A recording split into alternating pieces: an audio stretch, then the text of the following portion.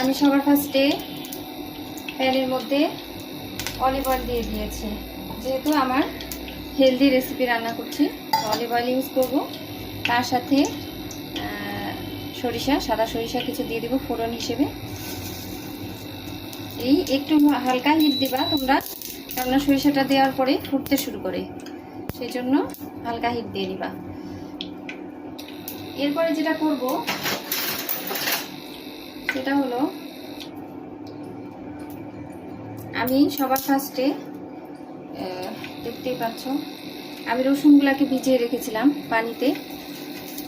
এই রসুনগুলোকে আমি দিয়ে দিব গোটা গোটা, কোনো কেটে দিব না বা ম্যাশ করে দিব না, কোনোভাবে এটা গোটা গোটা দিয়ে, এটা একটু ফ্লেভার আসবে।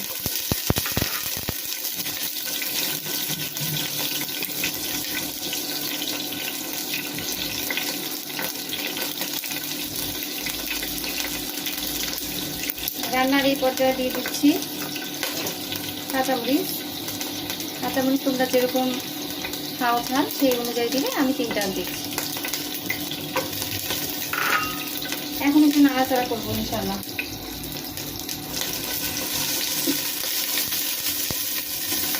দর্শক বন্ধুরা, এই যে আমি তেলটার মধ্যে তোমার গার্লিকটা যে দিয়ে দিলাম গোটা গোটা রসুনটা, এটা কিন্তু স্মেলটা তেলের মধ্যেই চলে যাবে এবং অ্যাড হয়ে যাবে। তারপরে গ্রিন চিলিগুলোরও স্মেলটা তেলের মধ্যে অ্যাড হয়ে যাবে। তোমরা চাইলে এটাকে উঠিয়েও ফেলতে পারো, আবার রেখেও দিতে পারো, সমস্যা নেই, শুধু ফ্লেভারের জন্য। তা আমি রেখে দিচ্ছি। এরপরে দিয়ে দিব পেঁয়াজ, চপ করে রেখেছি,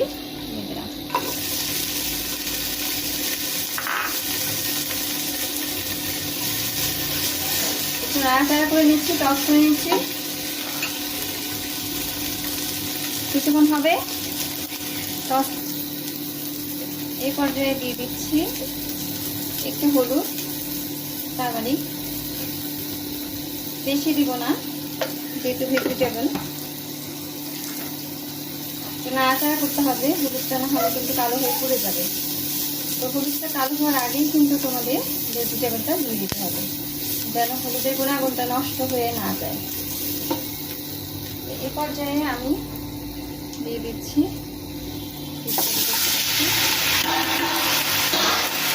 নাড়াচাড়া করতে হবে ছোটো ছোটো।